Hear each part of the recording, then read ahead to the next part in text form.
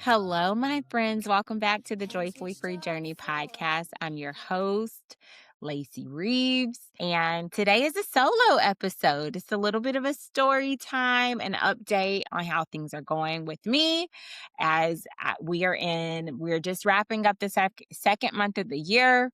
We're into this new season. I have a couple episodes under our belt, and I wanted to just give you a little bounce back story. So, this week, actually, at the time that I'm recording, I'm actually going to be publishing. So, this week, all of this happened this week. This week, I had a really fun opportunity to go back to my alma mater, which is Furman University, go Dens, and participate in an event as a panelist where I talked a little bit about my college experience and then really much more so about my transition out of college.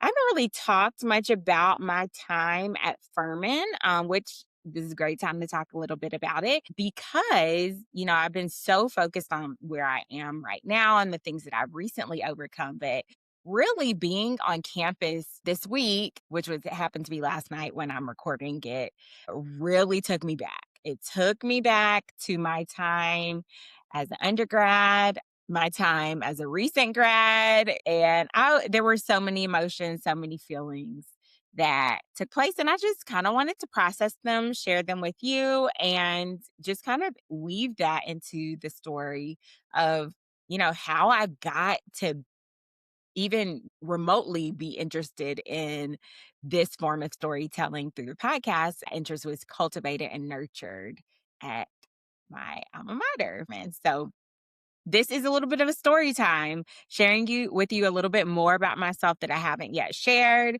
I do want to always be open and vulnerable, but I love talking to other people about their stories and their triumphs. I'm always rooting for the underdog. Um, but part of my story is that I was the underdog at times.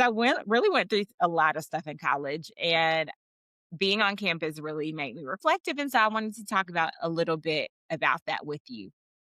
So just kind of going back a little bit, I did attend a local university here in South Carolina called Furman University. So it is a small liberal arts school. It's not a private school, but it's very small liberal arts. Oh goodness, I don't have the exact statistics in front of me, even though I am on a council for young alumni. I'm so sorry. I don't know all of the statistics. It's been a minute since I've looked at numbers, but it's a very small school. I would probably say 5 to 7,000 students. That would be generous. It is not a huge school, but it is the roots run deep in this area of South Carolina that we call this the upstate. So it's the upper portion of the state. The low country is closer to the beach and closer to Charleston and just has a lower elevation. It's more tropical, but we're closer to the mountainous area of South Carolina. This part of the state is very easy to get to both Tennessee and North Carolina. All that to say, I am not from here. I'm actually from Alabama, which some of you might know that about me. And I came here as an 18-year-old to go to college. Didn't ever think that I would make South Carolina my home, but I did. And I went to beautiful Furman University, found this school because of my sister. I talked a little bit about that in my episode with my dad. If you haven't seen that one, we talk a lot about legacy, leaving a legacy of faith. And I do believe that God brought me to South Carolina. It was not on my radar, but he very much ordered my steps through following in my sister's footsteps to even get to this place. It's a whole miracle of even how I got here up to the financial aid that I received. My parents were very generous in helping me with my schooling, and they had saved up some money throughout my childhood to be able to offset some costs, but it definitely would not have covered going to the school that I eventually did enroll into. And I'm so grateful for them for helping me. And I'm also grateful to God for opening the door for me to come up and to have a financial aid package that allowed me to be here. So I always like to give back to the university because I do feel that the university gave back to me in the form of a great experience, but no experience is perfect. While I was in school, I really went through a lot of ups and downs medically. I actually had several seizures while in as an undergrad. Actually started having seizures my senior year of high school. It kind of came out of nowhere. I was really stressed out. There were a lot of different factors. They actually couldn't find a medical cause for the seizures, but I definitely feel like I got some insight. I was pushing myself. I was in a high achieving small school. I was trying to get early decision for college. I was not getting enough sleep. I was not eating enough. I did not have any type of eating disorder, but I just was not prioritizing my health in the way that needed to be prioritized. My threshold got pretty low and thus a seizure. And it actually was an ongoing thing throughout my college career. So I had to be very conscientious about just looking out for myself and taking care of myself. My sister definitely looked out for me, but I was kind of trying to fly solo in college. I was trying to do my own thing.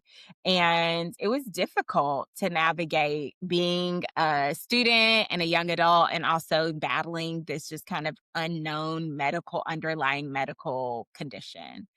And so during my time as an undergraduate student, I was experiencing, like many of us who have had this experience of going, out on our own for the first time. It doesn't have to be in college, it just can be leaving your parents' house for the first time. It's just so much new things, new people, new situations, new opportunities, new exposures, all of those things. And so part of my story is because of the seizures, I actually played it safe in many regards. And fear kind of started getting a really significant foothold in me because I was always afraid, okay, is that going to be the thing that throws me off and causes me to have a seizure? So I was monitoring my stress, I was monitoring my health, my eating, my studies, and it was just a lot to manage. And so I remember being in school and really trying to embrace this new reality, this new environment that I found myself in, but very, very much unsure of who I was as a person, very much unsure of my own physical limitations and my capabilities. And truthfully, my medical challenges were affecting me mentally. Didn't know it at the time, but I just really started doubting my ability, my cognitive ability. So I had gotten this scholarship to be able to study at this prestigious university, which it is, but I had put a lot of pressure on myself to make my parents proud and to just be a high performer, a high achiever. And the environment that I was in, there's a lot of people who are high achievers all in the same um, space. And so it's kind of like all the big fish from the different ponds end up in the same location. And then you realize you're not a big fish anymore. You're just a regular fish. And so I was really used to things coming very easy to me. And then I got in this even more intense environment and I was like, oh, wow, I'm not as awesome at all these things as I thought. So I really struggled. I struggled with friends. It didn't come easy to me. I mean, I feel like I was a very sociable person, but because I was around new people who had different life experiences, I couldn't relate. And I'll just say I've grown a lot in the empathy department. So I was not super empathetic. I was using my faith as a weapon, which I don't recommend. And I was very judgmental. I was very judgmental of others who did not have, not even my upbringing, that did not have my same worldview, but I also was in a private Christian high school. So I really was only surrounded by one worldview. And so going into a university where there's a lot of different perspectives, a lot of different belief systems, a lot of different information that's coming at me, and I'm having to navigate this and really determine, what do I believe? And, we all go through that time in life. At some point, we have to really be sold out to what we believe or start questioning what we believe. And so all of these things are happening in conjunction to medical challenges. And so it kind of goes without saying that was a difficult time for me. I was adjusting, but for me, change comes a little bit slower than possibly the average person. It really took me a while to get my footing, to feel comfortable in my own skin. Thankfully, I did find a local church that I got connected with, and it became my lifeline. I found the ministry that I actually am still a part of to this day, have taken some twists and turns, but I found a ministry that I really felt resonated with where I was speaking, giving me truth, giving me word to really apply to my life. And I really started growing in my faith. I might have been struggling socially and struggling academically, but my faith was moving. I was moving and grooving. But I think throughout the time of my 4 years at Furman, I learned so much about myself. One takeaway that I learned is that I'm still applying to this day, that I am more than a grade. And I say that because I had found so much of my worth, so much of my identity in what I was doing and being high performing, high achieving, high output, that I didn't really know who I was outside of this scenario. I didn't know who I was outside of the friends that I hung around, the classes that I was taking, the grades that I was getting. And so it was transitioning from college to young adulthood came with a lot of bumps. And going back to campus just reminded me of how far I have come. And as a matter of fact, I was able to serve as a panelist for a mental health identity and transition panel. And so there were some questions that they asked us to think about that I didn't necessarily get to share in my panel that I kind of wanted to go over today so that you could understand a little bit more about my journey, a little bit more about my experience in school, and, kind of how I got to even being interested in podcasting at all. And so I'm just pulling up those questions because while I was serving as the panel moderator, I also was able to ask some questions of other people. And that was really, really cool to do. One of the questions that we asked our guests in this panel to answer was, when you graduated, who did you think you were going to be and how has your identity shifted since then?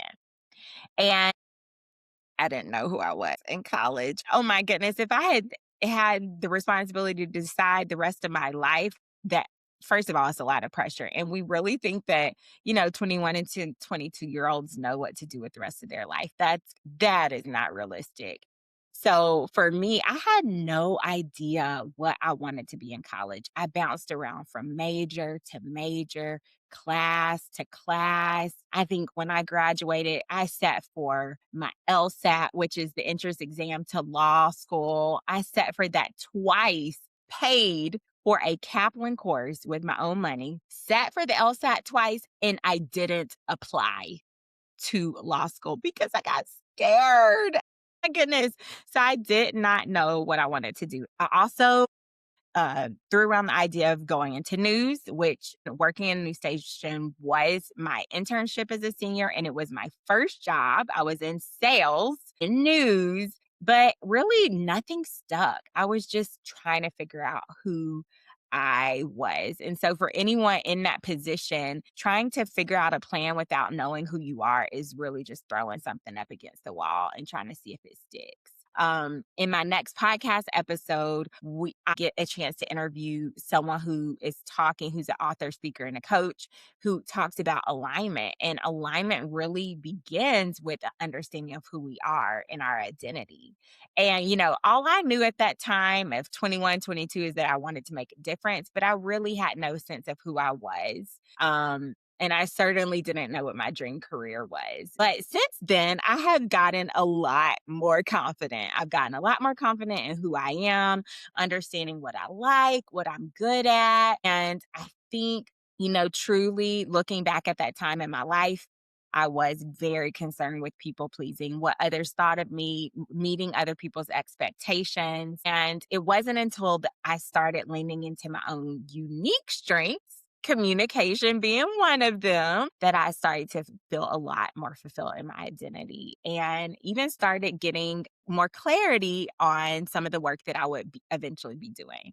So I was introduced to digital communications and fell in love with it in school. And so it's like anything with a camera, anything with a phone. At that time, I think we were doing webcams and mics and audio recordings, and we didn't even really have smartphones back then. News was really the only medium for getting out your message outside of like radio. And so I love that we have this forum of podcasting and influencing, and really in YouTube, really in general. And so I feel like I was built for this era that we are in.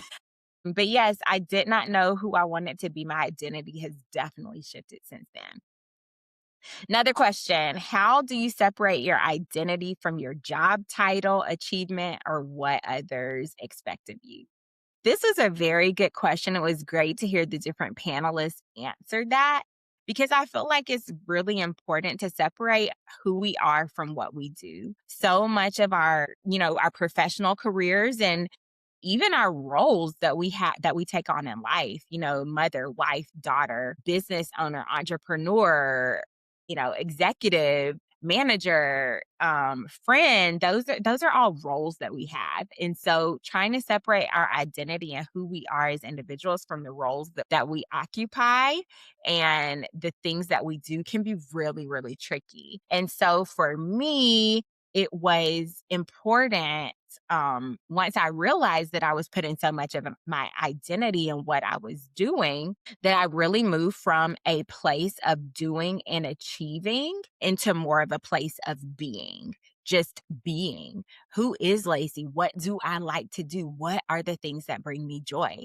That's one thing that I love asking every podcast guest. What is one thing, one person, one place that brings you joy? Because when we can answer that question, we can truly start getting at the heart of who we are as individuals outside of the roles that we play. So separating that took a lot of time, but number one, I started to realize that the work that I'm called to do isn't my entirety. So finding that separation from what I was doing. Of course, I will always be myself and just really leaning into being Lacey. Once I understand who I am, I will still be that person no matter what role I'm playing, what job title I'm holding, no matter what friend group I'm a part of, and really just being able to sit in that, the uniqueness of who I am, and just finding value even when other people are not around. Because I can tell you, even in college, I was looking for validation in so many different areas.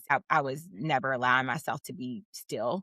Another thing that helped me separate my identity from the roles that I played was just cultivating interest in things that were separate than what I did for income. So I mentioned that my first job was in the news station. So my interest outside of the news station was serving in my local church. I was volunteering and really loving that. Then when I moved to working in my local church, I had to think, okay, well, what else am I going to do? Because this is my job. So how do I still cultivate interest outside of the work that I do? And so I started volunteering with the midnight basketball program that I told you about. That's how I met my husband, Lamar. I was serving with him. I picked up an interest in photography. I got a digital camera. I was out there. I thought I was going to be a sports photographer for a minute there. Well, I was an amateur sports photographer. And so I was cultivating new friendships, new relationships, new experiences. Go back and see that if you want to learn more about that era. It was really fun time. It was a really good season of life. And so just cultivating a life outside of what I did for work from 9 to 5 really helped me find a balance and helped me uncover more things that I was interested in. One question that I was asked was, what was the most surprising or difficult part of transitioning from college into the next season of life? Some of the folks that I know watch my podcast or have subscribed to this YouTube channel, they are probably a little further along in their journey, similar to me or even ahead of me. But I'm speaking directly to the person who is maybe in a young adult stage. You're new in your career, you're really navigating a lot of transitions right now. And there's plenty of transitions happening in life from undergrad, post grad to like really getting yourself established as an adult. And I will say, just the basic things that I struggled with that were very surprising was, first of all, living away from home and the structure of school. So I literally had neither of those two things that I had grown accustomed to, and I'm living on my own. And so it was not as easy as just like going across campus and getting something from the dining hall, or, now we have DoorDash, Grubhub, Instacart, Uber Eats. We have all that stuff, but back then we didn't. I feel really old saying that. So I had to budget. I had to go to the grocery store, figure out how to work within my budget. I was paying bills. Of course, had paid bills prior to that, but like all the bills, the water bill, the light bill, the rent, like that stuff that I'd never done it before. So trying to paying taxes. What? I was doing taxes on my laptop. Just adulting, really. Adulting was hard. It was a very, very difficult transition. And we also talked a lot about purpose and direction, and really just how to navigate all of the newness that comes from living life as an adult. And, for anyone who might find themselves in that phase of life, I would say to them, be encouraged. It does get easier over time. For me, I thought that my first job would be my dream job, and it wasn't, but I did learn what I didn't like. Honestly, I wanted to quit probably within 8 to 10 months. But my mentor, praise God for mentors, she said, you cannot quit within the first year. You have got to establish work history.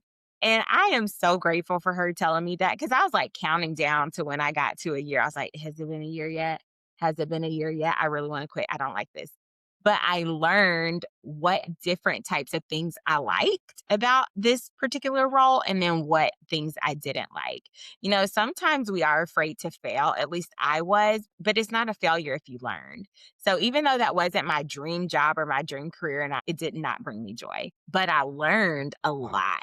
And I got some disciplines, and I was able to apply these skills that I learned in this first job to my next job. So it really wasn't a failure. It was just a learning opportunity. But it is okay to do something and maybe it not be the thing that brings you joy, but you still can learn. You can still get great information. You can still establish really great habits that can take you into your next.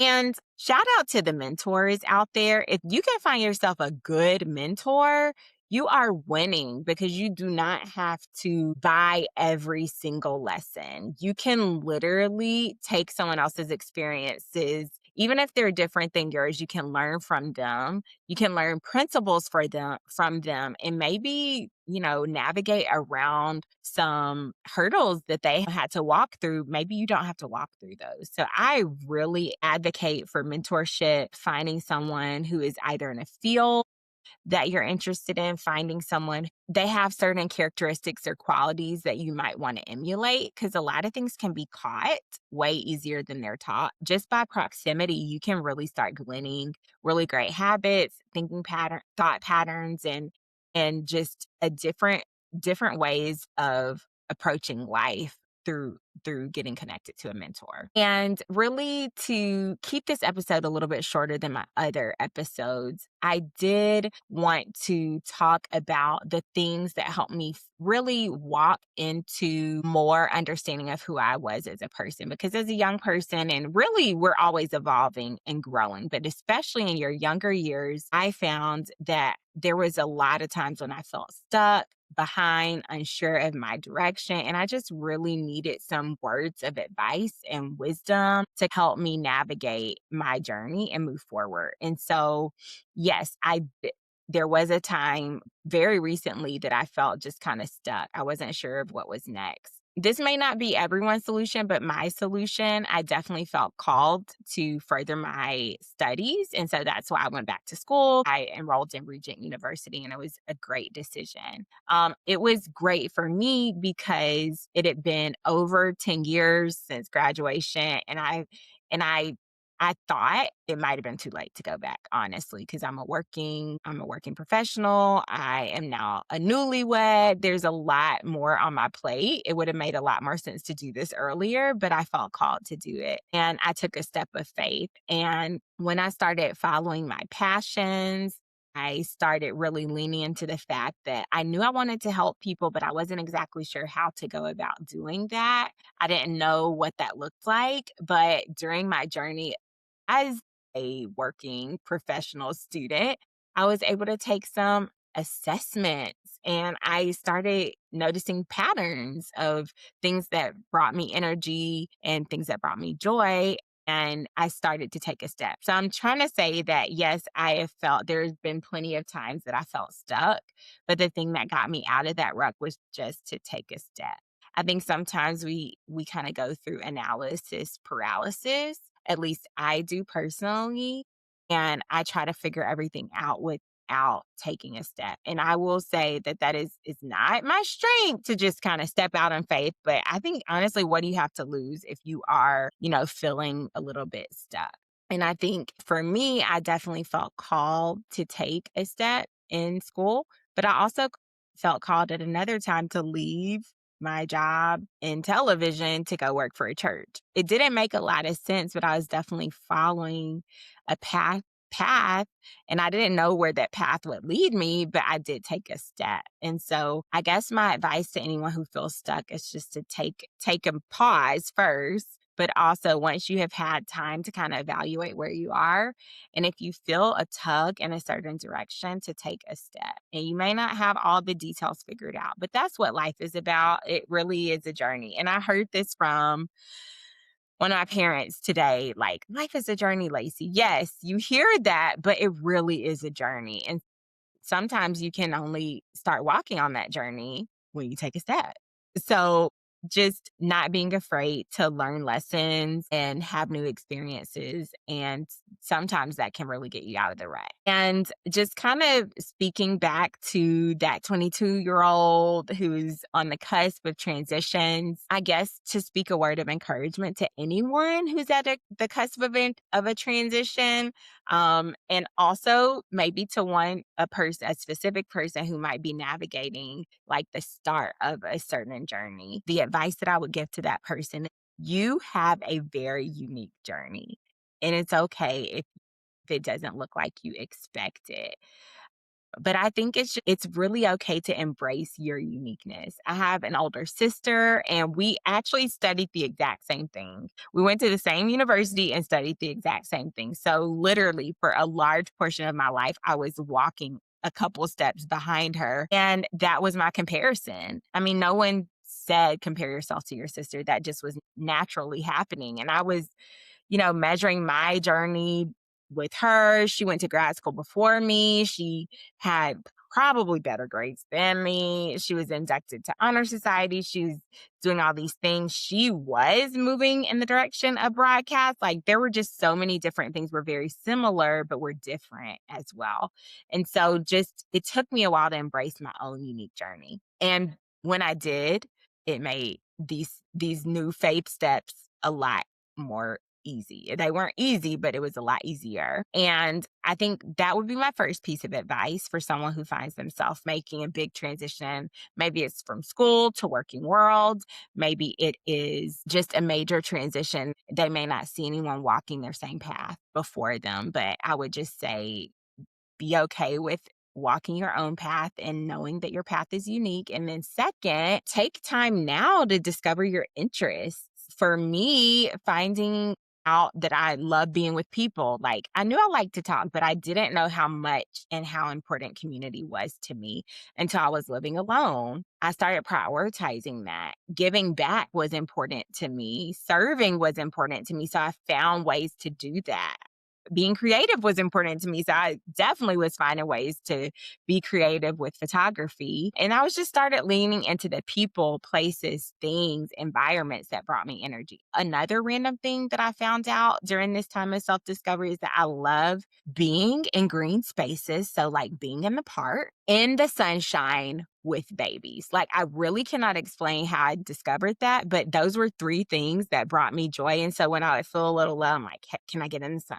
Can I go to the park? I would go to the park and read. Can I be around somebody's baby? My baby nieces and nephew were in a whole nother state. So I was FaceTiming y'all. Can I FaceTime with my nieces and my nephew because I need to see a baby? So those just identifying little things. I know it's very small, but little things that make me feel more like myself, even in the midst of transition, can be so grounding. And it was very grounding for me. And really just to kind of wrap up this testimony time, I went back to my alma mater, and it was such a win for me because there were times that I thought, my goodness, I'm behind. There is nothing that I can say to these people that would impress them. I don't have anything to offer. My life isn't glamorous enough I could never go back to that university and say anything worthwhile. I literally thought that. I can't believe that I'm saying that out loud, but I did think that. And I just feel like the young girl that passed out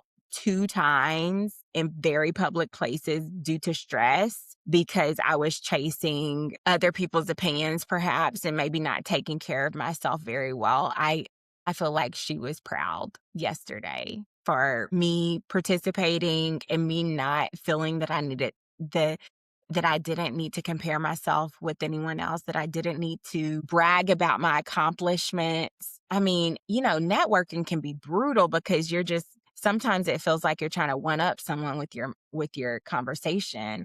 But I just sat in a room of people feeling so confident in who I was as a person and the unique impact that I was making on the world. And I didn't have to yell about it. I didn't have to promote myself. I didn't have to slide anybody my podcast link. I mean, that would have been really nice, but that wasn't the point. The point was to just show up and praise God for how far and just reflect on how far he has brought me. That is just a win that I feel like I really want to acknowledge. And hopefully it's encouraging to someone who is, on the beginning of that or going into a season of transition. And you're really not sure, what it will turn out to be. If my story isn't any encouragement to you, it does get better and the path will make itself known to you. Just stay focused. Stay focused on doing the things that are in your control. Lean into your community. Stay curious about what interests you. And most importantly, ask for help. For me, that looked like lots of prayer, lots of time in my scripture, lots of time with wise people that could speak life into what they saw until I could see the same thing in myself. So to be in theme with the title, 3 things I would say to my younger self would be stay curious, stay connected, and ask for help. Sometimes we need a little help. We need a little community to help keep us accountable and motivated. And so if that's you, I'd love to hop on an exploratory coaching call with you and just hear what's in your heart and see how we might be able to partner together to make it happen. And so thank you guys for watching this episode. I hope you enjoyed it. Let me know your takeaways, of course, always in the comments. Let me know what you're celebrating. What is one thing that you're proud of in your own journey? Maybe I can celebrate that with you. And be sure to catch the next episode, which is going to be a wonderful interview with a special guest. As always, don't be afraid to pursue the things that bring you joy and live authentically free. Can't wait to see you next time. Bye-bye. I am joyfully free.